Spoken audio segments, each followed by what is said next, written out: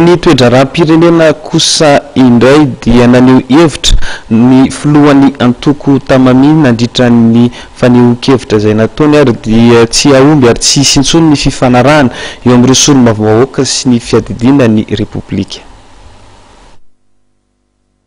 Tsy aomby ary tsy hisy intsony ny fifanarahana eo amin'ireo solombavambahoaka sy ny fiadidinan'ny repoblika.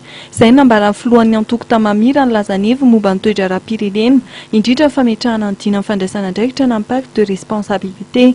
Ho an'ity antoko ity dia ny fametrahana avetrano ny fifanarahana tapaka teny Ivato tamin'ny feonam-pirenena ho an'ny fampihavanana ny tokony tanterahina.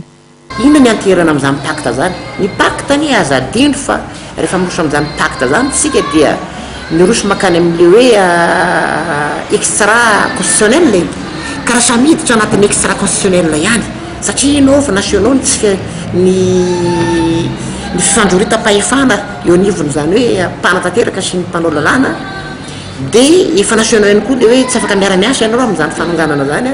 Aminay zany ny pacte dia tsy azo tanterahana zany satria ny pacte ny dia fizaratsy miala tsiny satria ny ireo 94 député ireo dia mieritreritra hoe hanolotra PM. Ahoana moa ny baikon'ny filoham-pirenena zany PM atolotry ny député efatra amby 90 zay tsy mpanohatra akory satria ny lalàna dia mametraka fa ny mpanohatra dia manao fanambarana officiel ny antoko politika na ny vondrona politika eo anivon'ity firenena ity satria zay no lalàna. Eo anivon'ny ministère naturel ny fametrahana hoe mpanohatra ara-dalàna ianao rehefa manao fanambarana officiel. Ao anatin'ny assemblée nationale tsy mpanohatra fa fifandrarita-pahefana no misy ao. Ka ahoana ny ahafahan'ny filoham-pirenena ibaiko ny prime ministre atolotry ny efatra amby 90. Dikan'izay tsy sisy azo anteherana zany ka rehefa samy manao extra constitutionnel sanao zay manatanteraka le accord conventionnel politique zay soniavin'ny andriamatoa filoham-pirenena Razormapianina zay soniavin'ny niaraka tamin'ny filoham-pirenena teo aloha andriamatoa Ravalomanana Marc filoha Didier Ratsiraka teo aloha y compris moa zany filoham-pirenena ankehitriny no soniavin'ny niaraka tamin'ny filoham-piangonana anakefatra.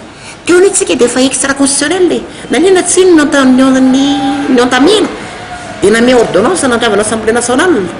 Momba ny fikarakarana fifidianana kosa dia nanamafy ity filohan'ny antoko ity fa tsy nandrotsaka kandida ho ben'ny tanàna sy mpanolotsai-paritra ary mitsipaka ihany koa fikarakarana ity fifidianana ity. Ho an'izy ireo dia tsy mbola vory ny fepetra rehetra entina hanatanterahana izany fifidianana izany.